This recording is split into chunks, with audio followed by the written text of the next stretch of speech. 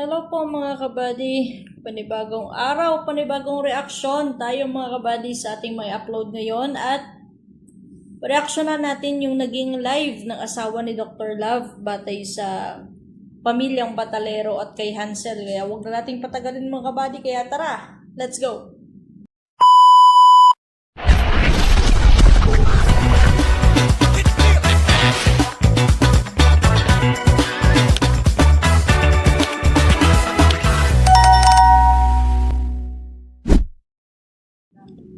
Sinirang tao. Kaya nga po, siguro sila titigil hanggat walang mamatay. Yan siguro gusto. Gusto talaga siguro nilang may mamatay bago sila manahimik. Kasi ayaw ng ayaw ng katahimikan.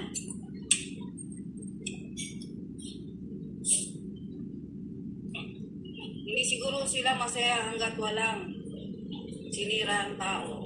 Vivian, wow, ang mahal ng lapu-lapu. Mrs. Labies po. Alam niyo mga kabady, yun yung sabi niya no, walang titigil dito hanggat walang namamatay. So hindi naman talaga matitigil to hanggat walang talagang makukulong at walang managot dito sa pangyayari na to. Kasi kahit na ako mga kabady sa opinion ko lang kahit magsalita pa si Hansel sa kung ano yung side niya, nasasabihin niya yung katotohanan, panigurado sa out of 100%, may 2% lang siguro yung maniniwala sa magiging pahayag niya. Kasi nga, nasira na niya yung tiwala ng tao eh. At malinaw naman, na kung hindi siya mismo ang nagkakalat sa iba't ibang live, hindi naman lalala sana to, kung nanahimik lang sana sila. Pero si Hansel mismo ang pumupunta sa mga live ng iba, at doon magkakalat na kung saan, para maging usap-usapin, at para maging trending na topic to, dito sa Kalingap. Di ba mga kabady? Pero continue natin to. Sa analay, puro issue, wala nang kasawa-sawa, baka hanggang next year pa ito issue. O, hello po, Tita Didi Pamintuan. Hindi lang aabotin ng next year to. Lalo na't ganito, tumatak na, naging history na siya sa Kalingap. Hindi yan ganun kadali na maburado kaagad. Kita niyo mga kabady, no? Ang dami ng mga issue na pumapasok pero dyan pa din umiikot yung usapin na to. Kasi nga, wala pang hustisya. At matitigil lang talaga to kapag may nakasuhan na at may nanagot na. Ayan ako, nag-hi si Tita Didi. Gusto na po kayo, Tita Didi.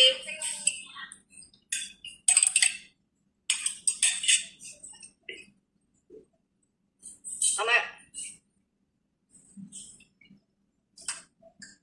siguro pag may namatay, matahimik na siguro yan sila. Hindi, ano din yung sabi niya, 'di ba? Kapag may namatay na, manahimik na yan sila. Hindi susi yung may mamatay na isa sa sitwasyon ng ganyan para matapos o matigil na. Kapag may namatay na isa sa kung sino man sa inyo diyan, mas matindi pa ang maging usap-usapin sa ganitong sitwasyon. Sa totoo lang mga kabady, hindi susi ang may mamatay kahit isa sa kanila para matapos tong issue na to. Kumakain ng hapunan, Mrs. Love.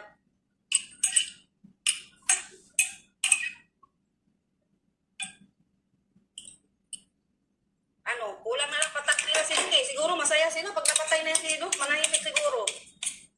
Ngayon lang ako magsalita. Ayaw kasi tumigil eh. Imbis na tahimik na, andun naman. Andun lang mga post ng mga message. Yun ang nahirap ako, nagtahimik talaga ako kasi ayaw ko ayaw ko makasakit ng tao. Pero nakakapagod na po, ayaw tumigil kasi ng mga message na yan. Hindi nakikita yung paghihirap ni Doc, yung magandang ginagawa. Tahimik po talaga ako.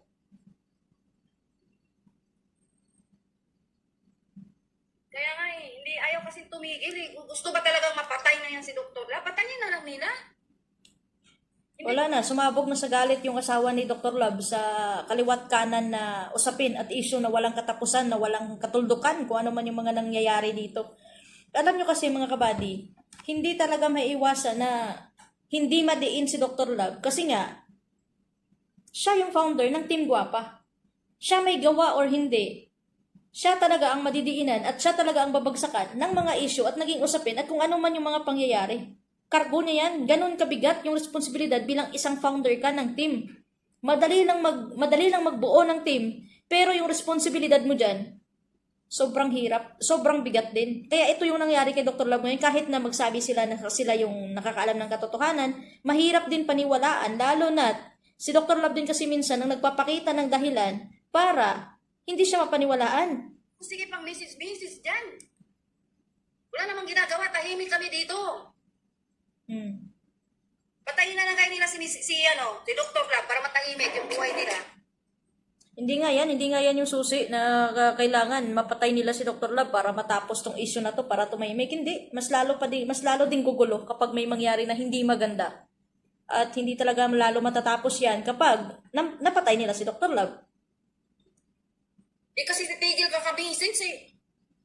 Kaninong mga live papasok.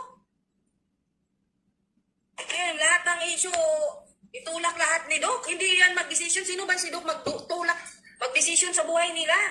Yan nga yung mahirap dyan. Kasi, kung may panindigan din sana, at katulad nga ng sinasabi nila na may sarili silang pag-iisip, at may sarili silang desisyon, kahit ano pa sanang tulak ni Dr. Love, kung totoo man yan, manindigan sila sa sarili nilang desisyon at kagustuhan. Hindi yung iasa nila yung desisyon nila sa ibang tao.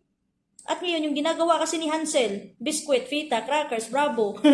Ang ginagawa niya kasi, kaya hindi din matigil-tigil, nagko-comment kasi sa ibang tao. Katulad niyan mga kabady, alam niyo naman, magkaharap lang sila ng bahay. Magkatapat lang sila ng bahay. Kung talagang gusto niya ng katahimikan, bakit hindi niya nalang puntahan mismo sa bahay nila? Diba? Magkatapat lang sila ng bahay eh. Isang dura mo lang dyan, bahay na ni Dr. Love. Bakit hindi niya personalin na lang yung tao at pag-usapan? Hindi. Katulad niyan, katahimikan yung gusto niya. Magkatapatan sila ng bahay, hindi niya pa mapuntahan para maayos yan, para na matapos na, nang matundukan na yung mga usapin dito sa social media. Pero anong ginagawa ni Hansel, Fita, Bravo, Crackers, Rebisco? Diba? Nagkakalat pa sa mga live at kung sino pa yung mga chinachat niya, na kung saan yung mga nakachat niya, nilalabas din kung ano yung conversation meron sila. Na kung saan yan din yung nagpapalala ng sitwasyon na mamaya may kachat siya, in-screenshot, pinost. Buti na lang kung parehas sila ng intensyon sa kung ano man yung messages nila, pero hindi malabo na magkasalungat yan sila. Hindi yan parehas na masasabi mo na hanggang dito lang yung nagiging usapan namin. Hanggang dito lang yung naging intensyon sa usapan namin. Wala yan. Walang bawas yan, kundi may dagdag pa. Katulad nito, may mga nakachat siya. Napopost sa social media yung mga conversation nila. Nakikita ng mga reactor, nakikita ng mga antay na galit din sa kanila. Kaya nare-reactionan din, kaya mas lalong gumugulo dahil bawat isa sa mga reactor, bawat isa sa mga nagko-content sa inyo dyan, may mga kanya-kanyang saloobin, may mga kanyang haka-haka na kung saan dagdag pala isipan, dagdag pa usapin. Pero much better siguro kasi kayo yung nakakaano dyan, kayo yung nakaintindi Mrs. Love, bakit hindi na lang kayo mag-reach out sa kanila? Pag-usapan nyo na lang maayos, walang kamera, walang video, walang vlog. Kayo na lang mag-usap dyan ng maayos. At hayaan na yung mga tao maghaka-haka dito sa social media. At kausapin mo na lang siya na wag na siya maggalat dito sa social media para palalain pa yung sitwasyon.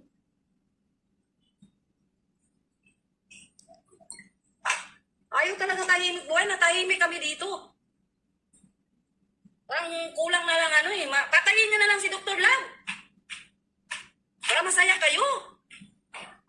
Pero yung ginagawa, sige, message. Yung mga ginagawa ng tao, di nakikita, patayin na lang yan. Ayaw kasi tumigil kakapasok ng mga live. Tahimik kami dito eh. Kulang na lang Katulad niyan, yun yung sinasabi mong tahimik na kayo dyan, tapos yung isa hindi pa natatapos. Ngayon, magkatapat lang kayo ng bahay dyan, bakit hindi mo na lang i-reach out, na harapin kayo, na magharap kayong dalawa at pag-usapan yan, nang matapos agad, nang agad yan, malunasan agad yan bago pa dumating kayo sa point na kung mas mahigit pa yung mangyayari dito sa inyong dalawa. At ang ano lang dyan kasi, alam mo kasi na ganyan yung sitwasyon, tahimik pala yung buhay nyo, bakit nag-live ka pa para dito mo siya daldalan? Bakit nag-live ka pa para dito mo siya pagsalitaan? Na kung saan, pwede ka din lumabas, kitang-kita mga kabady yung bahay niya, tsaka sa bahay nila, Hansel, Pwede niya yan puntahan, para kausapin na lang.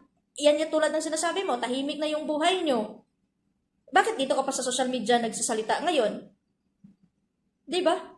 Na kung saan, yung live mo na to, may nakita din ako kanina na nag-post na kung saan, may kachat na naman si Hansel or nag-comment na may sinasabi against na naman dito sa asawa ni Mrs. Love, ni Dr. Love, na sinasabi niya na nakalimutan daw yata nito na kung paano din sila tulungan ng Batalero family nung pinalaya sila or umalis sila sa, di ko lang maintindihan kung ano yung pinupunto ni Hansel. Parang may ganun yung dating sa message na ganun kabady. So katulad nito, gusto mo, tahimik na pala kayo at magkatapat lang kayo ng bahay, dapat pinuntahan mo na lang at kinausap. Ganun na lang sana yun. Sana pinuntahan mo na lang at kinausap. Hindi ka na sana nag-live. Ngayon, nag-live ka. Dinakdakan mo siya, nakita niya, napanood niya. Hindi maiwasan na hindi niya ito mareaksyonan. Hindi niya maiwasan na kung ano man din yung masabi niya about sa'yo. So talagang kayo-kayo lang din, nagsusunugan na dalawa. Kayo-kayo lang din nagpapahiyaan na dalawa. Walang bawat isa sa inyo. Gusto niyo katahimikan. Pero hindi niyo naman ginagamit yung utak niyo para matuldukan kaagad kung ano yung gusto ninyo. Gusto niyo ng katahimikan, huwag niyong idaan sa social media. Ganun lang yun.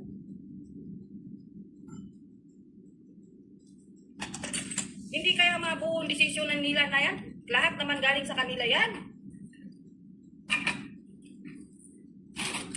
Tapos lahat itutulak. Tulpo, cyber, kay Doc, galing. Sige, Doc. Ganun na yung mangyayari talaga dyan. Ano pa, magiging expectation mo dyan? Kundi, mansig hugas kamay na. Mansig save yourself na. Para lang, malihis ang usapan at malihis yung sisi sa mga pinagagawa nila. Ganon yung mga gawain ng mga taong desperado, nagagawa ng hakbang na hindi pinag-isipan. Ngayon, kapag nangyari na ang hindi dapat mangyari, ididiin sa iba. Ititwist sa iba kung ano man yung naging desisyon nila na kahit sino, matanda na kayo, kung sino man ang nagpupush sa inyo dyan, na gawin nyo to, gawin nyo yan, kung napag-isipan nyo muna bago gawin yan, kung tama ba yan, kung maganda pa magiging resulta niyan, hindi dapat kayo dumating sa ganitong sitwasyon. Wala kasi kayong respeto sa sarili nyo. Wala na kayong dignidad din sa sarili nyo na hindi nyo iniingatan. Pabarabara kayo dahil lang sa emosyon ninyo pero hindi nyo iniisip yung magiging resulta sa bandang huli. Ano? Hindi man sila mga abno. What? Decision man nila lahat po yan. Bakit ganun? Ngayon lang ako magsalita. Hindi sila mga abno. Diba? Sinasabi nila may mga isip sila, may sariling isip. Bakit? Kay Doc lahat. Kay Doc, nabasa ko yung message niya. Na si Doc ang ano, hindi yan mabubuo yan kung hindi galing sa kanila. Hindi sila nagpapapasok ng mga live dyan. Hindi yan mabubuo yan. Galing sa kanila yan.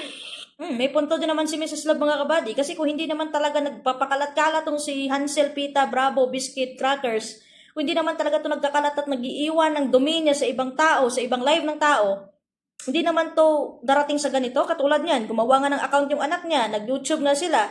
May sarili silang account. Bakit hindi sila mag-live doon? Bakit hindi sila magbitaw ng kung ano yung sa loobin nila, sa gusto nilang sabihin? Hindi yung dinadala pa sa live ng iba para doon papag-usapan, para mapag-usapan pa ng ibang tao na kung saan walang bawas, kundi dagdag lang. Ang hirap kasi. Patayin nyo na lang si Dr. La para masaya kayo. Masyado naman kayo magaling. Hindi, nakakapagod na, nanahimik. Tapos ngayon may issue, makita mo, ganun lahat sisi kay Doc. Bakit kay Doc lahat ang sisi? Bakit kay Doc lahat ng sisi? Kasi nga, gusto nga nila magmalinis.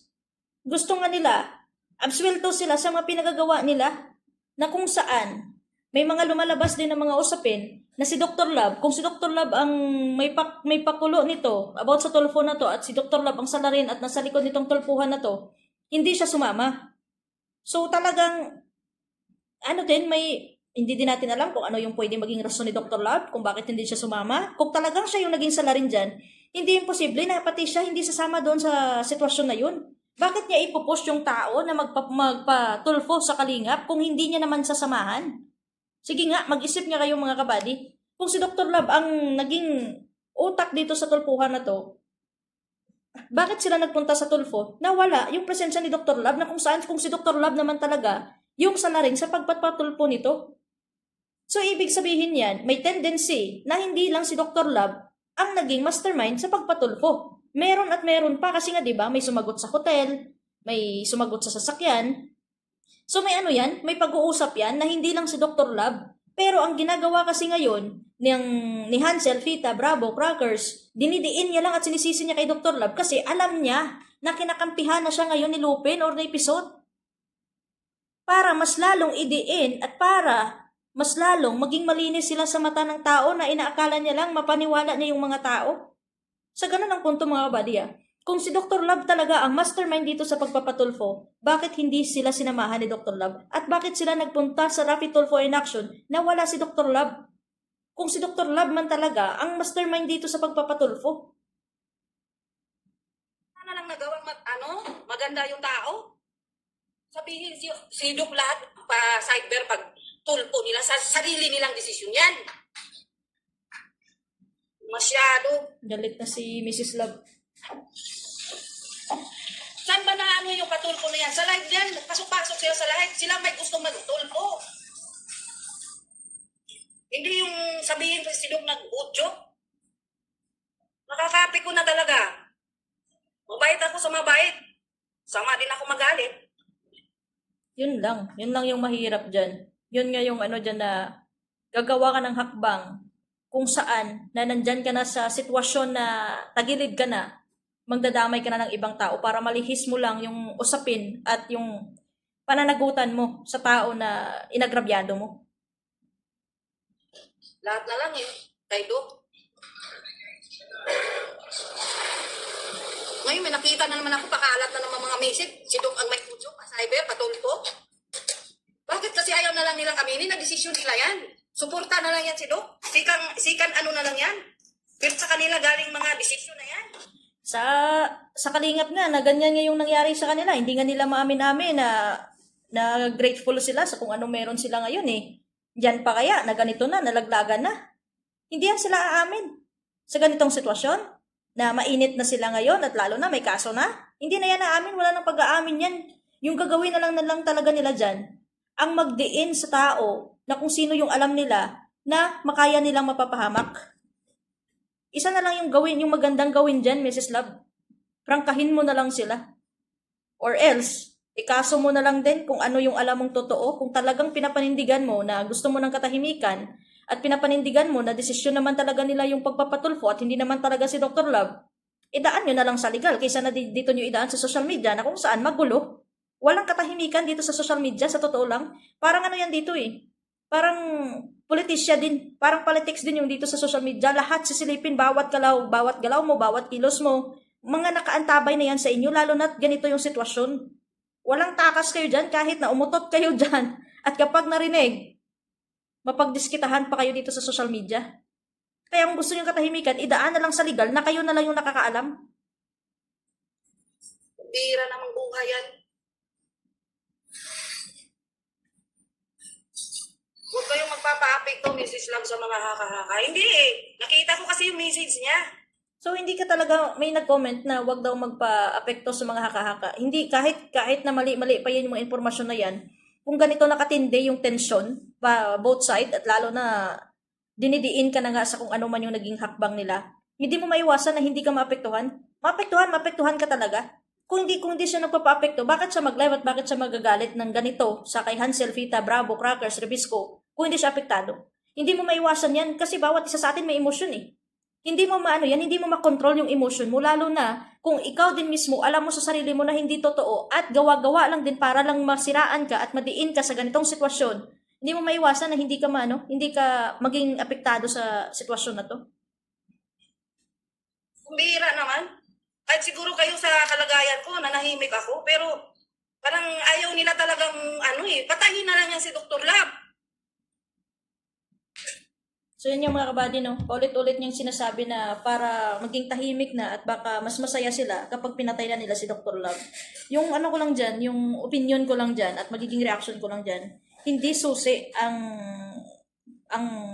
mamatay si Dr. Love para tumahimik at maging masaya sila. Hindi susi yan. Pag once mamatay man si Dr. Love, mas lalo, pag-iinitan pa yung usapin na ganyan at baka pag mangyari yan, mamamatay na nga si Dr. Love, katulad yung sinasabi mo dyan, napatayin na lang si Dr. Love, yung asawa mo, mamaya, may makagawa niyan. Ano mangyayari sa inyo? Mamamatay si Dr. Love, yung gastusin nyo sa burol, yung gastusin nyo sa pang-araw-araw, malaking isipin yan, malaking problema yan sa iyo, wala kang katuwang dyan sa buhay mo. Pag mangyari yan, na just in case lang kapag mamatay man si Dr. Love, ikaw nagsasuffer dyan, na wala na yung asawa mo, napatay na ng mga tao para sa ikasaya nila, ikaw ano yung mangyayari din sa'yo bilang ikaw yung naiwan ni Dr. Love? Ikaw yung madidepress. Sino yung talo dyan? Di ba? Ikaw pa din, hindi sila. Baka pagkikitaan ka pa nila. Maiko-content ka pa nila. Kahit dyan lang, kahit hindi yan sila pupunta sa lamay o sa burol ni Dr. Love, kapag pinatay nila yan, maraming paraan kung paano kanila makuhanan dyan ng video. May zoom in, zoom out yung camera ngayon ng cellphone. Pwede nila yan ma-zoom in habang nakarata yan si Dr. Love na nilalamayan. Tapos iko-content. Para saan? Para sa views. Tapos ano yung ending? Mapagkikitaan. Ikaw, paano ka? Wala ka ng asawa. Magsasuffer ka pa sa kung ano yung mga paghahamon mo dyan, napatayin na lang asawa mo. Hindi susi ang kamatayan ni Dr. Love para sa katahimikan at katapusan ng usapin na to. Ang mas mabuti dyan, subukan nyo muna. Nalapitan sila para i-reach out. Or else, tumawag ka ng barangay or tanod, magpasama ka. Kasi hindi na healthy to. Toxic na itong mga pangyayari. Magkatapat lang kayo ng bahay. Punta ka sa barangay, magpa-assist ka, sasabihin mo na gusto mong kausapin kasi ganito ganyan, kayo naman nakakalam, kayo na bala mag-explain kung ano yung magiging reklamo nyo sa barangay para masamahan kayo for formality na pag-uusap ninyo ng Batalero family para na matapos na. Pero hindi yung ibig sabihin na ganyan na yung sitwasyon, nakita mo siya na nag-post dito or may nag-comment or nag-message, ganito ganyan, dito mo din sa social media babanatan. Hindi. Okay pa sana yan eh. Maintindihan pa namin kung babanatan mo siya kung magkalayo kayong dalawa. Pero magkalapit lang kayo eh. Magkatapat lang kayo ng bahay, isang dura nyo lang dyan, nandyan na kayo sa lugar nila. Makikita mo siya dyan kapag lumabas. Makikita mo siya dyan kapag papasok sa bahay niya. Yun na lang magiging solusyon dyan. Huwag nyong idaan dito sa social media kung ano mang merong problema kayo, lalo na't magkatapat lang kayo ng bahay. Idaan nyo sa legal. Hindi din susi ang social media para dito mo din sa banatan ayon sa kung ano yung nakikita mo at batay sa kung ano yung hinahawakan ninyong totoo. Sa totoo lang mga kabady, ang tatanda na ninyo eh. Bakit hindi nyo isipin yung para sa katahimikan kung gusto nyo yung tahimik? Pero yung dito nyo pa idaan sa social media, magla-live pa kayo na kung saan kayo pa yung usapin? Talagang hindi kayo matatahimik dyan, mas lalo pa kayong mapag-usapan at mas lalo pa kayong magulo, lalo na't maraming nakiki-isa at nakikigulo sa kung anong meron kayo. Ngayon, tingnan mo. Tahimik na nga kayo dyan, yan na yung problema. Hindi solusyon yung pagdagdag ng problema sa isa pang problema. Ang tatanda nyo na. Alam nyo na kung ano yung dapat gawin sa hindi. At kayo lang mismo ang nakakaalam dyan ng katotohanan kung ano yung dapat, kung ano man talaga yung pinaglalaban nyo dyan. Puntaan mo. Magpa-assist ka sa barangay. Kung hindi magpadala sa barangay, punta ka sa munisipyo, pa-assist ka sa pulis. Pag pulis na siguro ang kakatok, hindi na siguro yan malabo na hindi pa sila haharap dyan. Magpirmahan kayo dun. Ganun lang yun. Pero yung dito nyo pa sa social media idadaan, naabutin kayo ng 5 taon dito, hindi pa matatapos yung issue na yan. Kahit mapatay pa nila si Dr. Love, sinasabi ko sa inyo, hindi matatapos yan. Pagtatawanan pa kayo. Hindi na matatapos. Masaya nga sila. Ikaw, paano ka? May mga anak ka pa. Isipin mo din yung safety ninyo dyan. Hindi yung sasabihin mo pa na patayin nyo na lang yung asawa ko, patayin nyo na lang si Dr. Love para matahimik. Hindi susi yan. At hindi tamang paraan yan na ipapatay mo yung asawa mo para lang maging masaya sila at para lang matapos yung issue na to. Hindi yan yung solusyon. Pablatter mo na lang sa barangay, pablatter mo na lang sa munisipyo. Tapos wag nyo nang i-vlog, wag nyo nang i-content. Kasi pag yan, na-actionan nyo, nadaan nyo sa legal, tapos ibo-broadcast nyo pa dito, sasabihin nyo pa dito sa social media, hindi na naman maiwasan na hindi na naman makukontent ng iba yan. Na kung saan, napapanood na naman ng Batalero family, na kung saan na naman, masasagot na naman kayo, balik na naman kayo sa umpisa. Yan yung sinasabi, once na pinasok mo yung social media, bigyan mo ng limitasyon at boundaries yung personal mong buhay. Hindi porket pumasok ka sa content creator, as a vlogger, lahat-lahat ibulgar mo dito, lahat-lahat idetalye mo, hindi. Kailangan mo privacy din. Hindi porket content creator ka o vlogger ka, wala ka ng iisipin na kailangan may privacy ka pa sa sarili mo. Bigyan mo din ng privacy at bigyan mo din ng limitasyon ng sarili mo. Ganun lang yun mga kabady. Ganun lang kadali yun. Hindi yung ganito na sitwasyon na katahimikan. Sugurin mo sa bahay niya. Magkalapit lang kayo ng bahay. Di ba? Ganyan yung galit mo. Puntahan mo sa bahay niya. Sugurin mo. May dahilan ka naman kung bakit ka sumugo dun eh.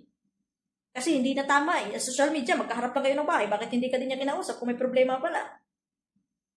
So katulad nito, ganun yung nangyari. Yan ang yung nakita mo. Dito mo din sinagot sa social media na hindi talaga matatapos yan. So, yun yung mga kabady, no? Parang, ewan ko ba, ang tatanda na hindi pa nagagamit yung isip sa tama.